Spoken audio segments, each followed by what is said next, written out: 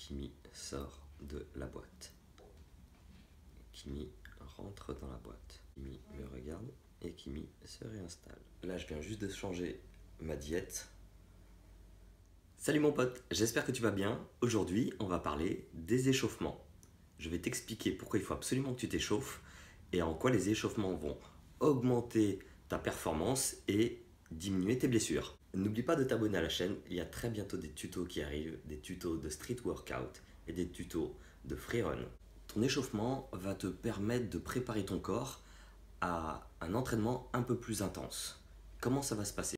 Ton corps va commencer à se réchauffer, ton système cardiovasculaire va se mettre en route tranquillement. Je ne sais pas si tu as remarqué, mais si tu dois courir très rapidement, par exemple pour prendre le bus, arriver dans le bus, tu vas être essoufflé. Pour éviter cet essoufflement rapide, il faut mettre le système cardiovasculaire en route à l'avance et progressivement. Tu as entre tes articulations un liquide qui est un petit peu visqueux qui permet le bon roulement et le bon positionnement de tes articulations quand tu fais des mouvements. Tu vois, le fait de réchauffer ton corps, ça va faire un petit peu comme de l'huile. Ça va devenir un petit peu plus visqueux et ça va donc aider la lubrification et aider le mouvement de tes articulations. Pour ton système sanguin, le cœur va pomper un petit peu plus fort.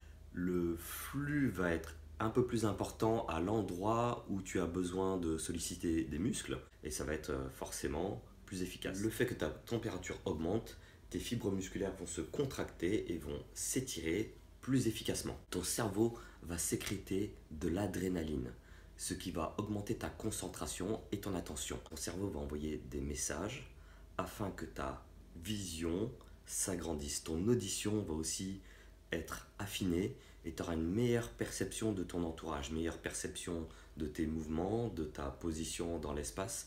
Tous ces effets physiques vont avoir une influence sur ton mental. Tu auras donc une meilleure confiance en toi. Jusqu'à présent, on est toujours sur un échauffement général. Je ne sais pas si je l'ai précisé au début, je ne me souviens plus du tout. Là, on est sur un petit footing, échauffement des articulations, flexion, etc. Il y a une deuxième partie au niveau des échauffements, on appelle ça un échauffement spécifique. Ce sont tous les mouvements un petit peu techniques qui vont se rapprocher de ta pratique.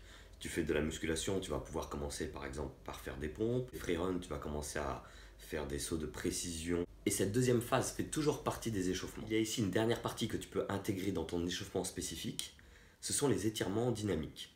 Il y a beaucoup de personnes qui mettent ces étirements dynamiques à la fin des séances où tu dois faire des étirements qui permettent aux muscles de récupérer leur position initiale, voire de prendre un petit peu de souplesse.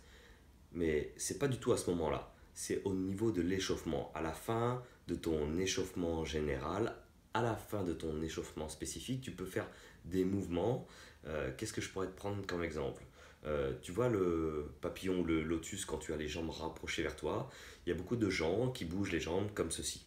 Donc ils forcent, sans trop rentrer dans les détails, qui forcent le muscle à se contracter dû à un mouvement d'étirement, c'est un mouvement réflexe. Ça permet d'avoir une meilleure contraction à la fin. Donc ça se fait en début de séance et pas en fin de séance. Voilà mon pote, cette vidéo est terminée. J'espère que tu auras compris l'importance des échauffements et que tu arrêteras de dire et de penser que les échauffements sont faits pour les vieux.